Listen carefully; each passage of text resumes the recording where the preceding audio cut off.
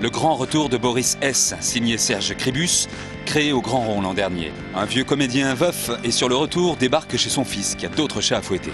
Jean-Louis Hébré met en scène Roger Borlin et Laurent Colombert. La belle équipe. Le projet Cette équipe, c'est le grand retour de Boris S. Et en l'occurrence, des fois la réalité rejoint la fiction, c'est quelque part aussi le grand retour de Roger Borlin.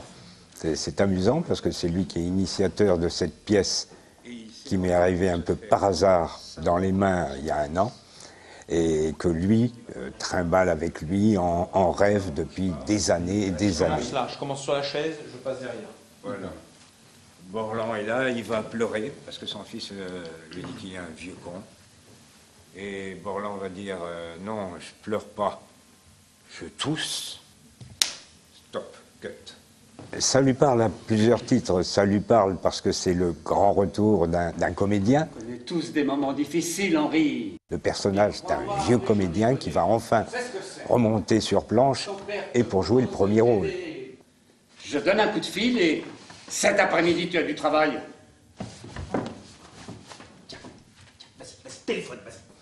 Mais je crois que dans la vie de Roger, il y a un parallèle. Il est resté absent pendant très longtemps des planches pour des raisons personnelles, de vie privée. Et puis là, c'est peut-être aussi son grand retour. Alors c'est marrant de voir cette conjonction, quoi. Qu'est-ce que tu crois? Tu sais plus que les saisons, ça se prépare 1 an à l'avance.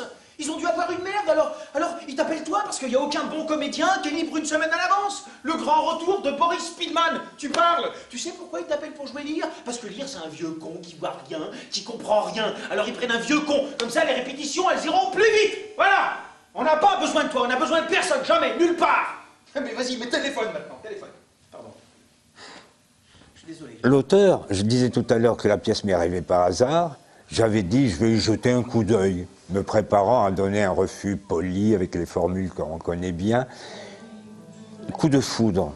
Et ma première réaction, elle a été simple. J'ai dit, mais c'est... Et je pense que Serge Cribus prendra ça comme un compliment.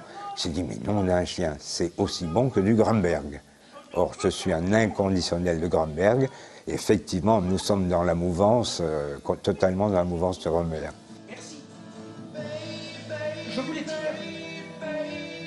Et bien sûr que ce sont mes enfants. Je sais pas si tu te rends compte du mal que tu me fais en disant ça. Ah, tu veux du concret? Mais je vais t'en donner, moi, du concret. Tu m'emmerdes, Charlotte, tu m'emmerdes! C'est un comédien, Serge Cribus. C'est un homme de théâtre également. Et on sent tout de suite quand un auteur est vraiment un homme de théâtre, quoi. Il écrit, à la limite, on peut dire qu'il écrit des répliques.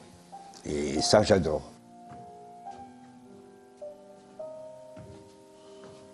J'ai trop mangé.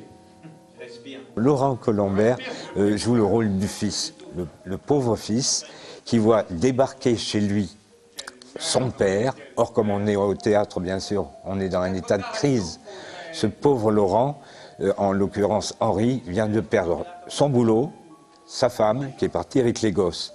Et lui débarque son père, qui n'est pas un cadeau, et qu'il n'a pas vu depuis 1 an, et qui vient l'envahir. Mais ça va être aussi l'occasion d'une merveilleuse rencontre, peut-être leur première vraie rencontre. Arrête de penser. Je suis un peu sous. Est-ce qu'une des questions de la pièce, c'est comment transmettre la Shoah?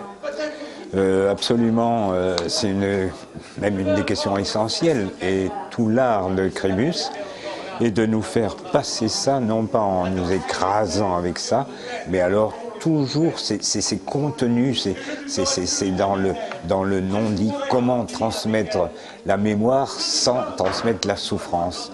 Et là, il le fait avec une finesse, Cribus, parce que il y a d'abord l'humour, il y a d'abord l'amour, et puis c'est insoutenable du dire qui est toujours tout près. Et voilà, c'est très présent, tout en n'étant pas écrasant.